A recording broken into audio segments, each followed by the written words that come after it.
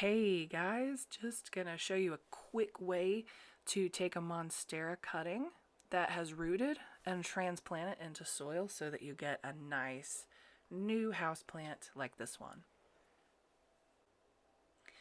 This is my favorite type of soil. I used to not be picky about soil, but this is pretty much the only kind I buy now.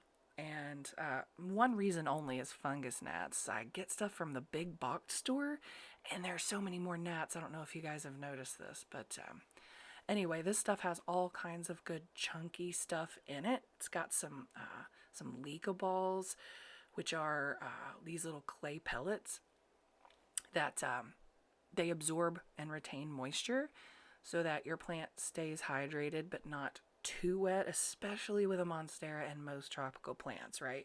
You want it to be wet, but you don't want it to stay that way.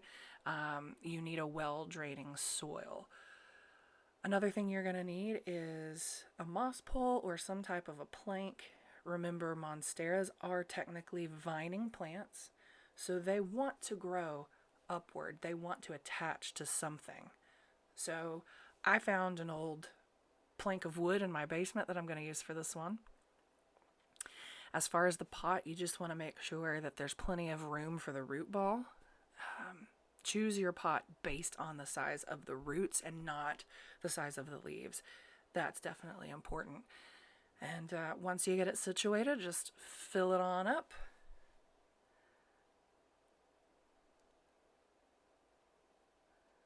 Give it a good watering, a good thorough watering. It's going to help the aerial roots and all the new root growth that you've had. It's going to help the soil and nutrients cling to those roots. I am going to add a little bit of a nutrient powder here too. Just since this is a newly transplanted monstera, I'm going to give it the best chance for growth. So this, again, just a monthly fertilizer that I purchase from Soul Soils. This one you can water in if you want to, but the best way to do it is just to sprinkle it on top and then scratch it into the surface. And you want to do that on every plant once a month, generally.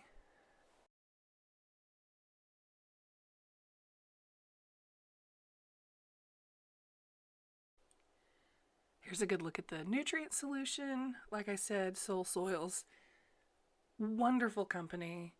I think they formed during the pandemic. I mean, God, a lot of us got into houseplants during the pandemic. I mean, that's why I'm here. So I'm just finishing up a little bit here.